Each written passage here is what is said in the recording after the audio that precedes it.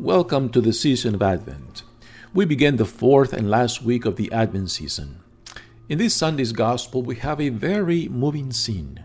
Mary, the young woman who has just been called by God, goes to visit Elizabeth, her cousin, and a mature woman.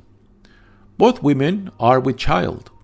Mary is just beginning her pregnancy, while Elizabeth is on her 6th month. The gospel scene is traditionally called the Visitation. The traditional interpretation of this scene is that Mary went to help Elizabeth with her pregnancy.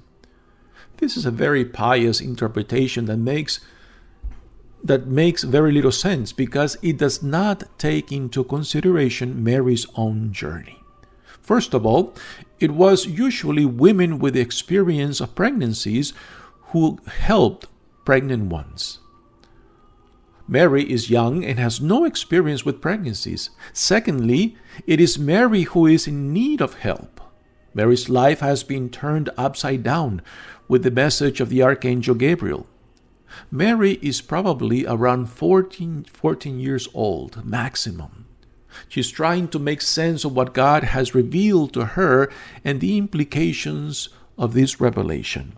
So we have to take into consideration the age of Mary, the inexperience of Mary, not only physically but also psychologically and spiritually. And who does she go to speak about her own experience, her own journey? She goes to visit Elizabeth, her cousin, who has also been visited by God. Elizabeth, on the other hand, is on her 6th month of pregnancy. In her mature age, she has been visited by God and granted the child that for many years she had prayed for in her youth. God definitely has a sense of humor in answering Elizabeth's prayer in her old age. The Gospel of Luke says that Elizabeth secluded herself for 5 months, contemplating what God had done in removing her shame for being a barren woman. Elizabeth is a mature woman physically, emotionally, psychologically, and spiritually. Her 5-month seclusion gives the impression that Elizabeth has been contemplating God's mystery and sense of humor in coming to her in her mature age. Why did God take so long to grant the answer to her prayers, which most likely Elizabeth had already forgotten in her old age? This is the God of surprises. And also, this brings into focus the notion of Kairos, the Kairos time of God. Kairos time is not chronological time, but rather the time when God determines that things will take place now, the opportune time, the time of grace, the time when God decides. And this is how God chose to do things, by surprising this mature woman and also calling this young woman whose life is turned upside down. Mary visits Elizabeth not to help her, but to seek answers to her own situation. The Gospel gives us a scene made for a musical. As Elizabeth rejoices at seeing Mary visiting her, Mary sings a hymn of praise in response to her words. Mary runs in haste to the house of Elizabeth. What's the hurry of Mary? Why is she in such a rush?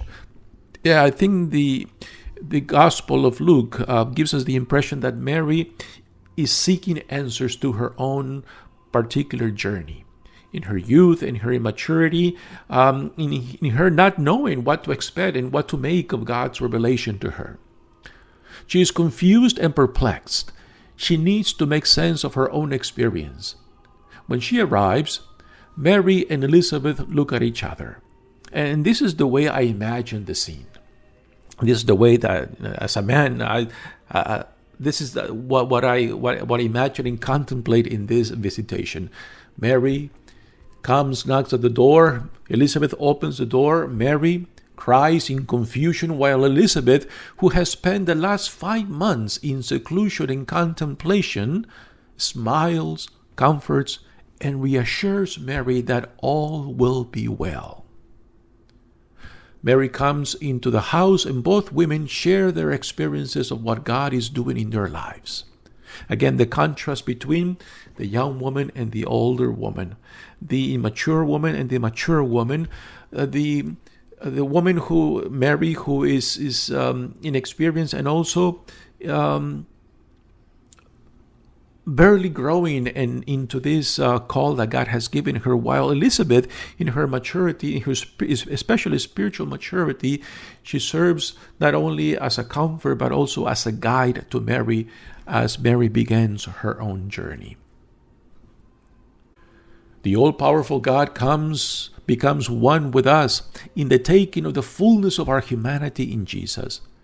These two women, Mary and Elizabeth, are not just vessels of God's Spirit, but also courageous and faithful witnesses of the God of surprises. God chose to become vulnerable and in the process model for us the way of faith, love, mercy, and compassion. God dared greatly. He risked greatly in becoming one with us.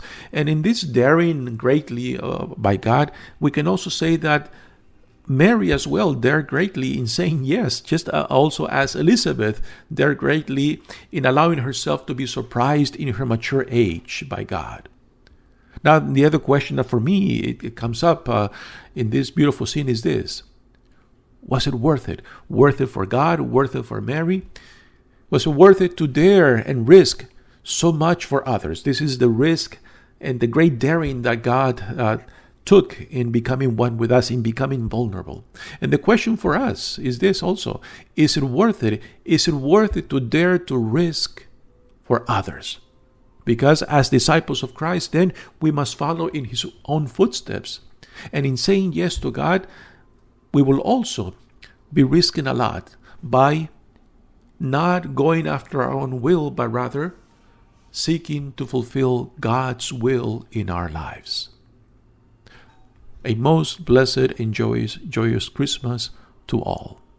My name is Father Tony Diaz, Claretian Missionary.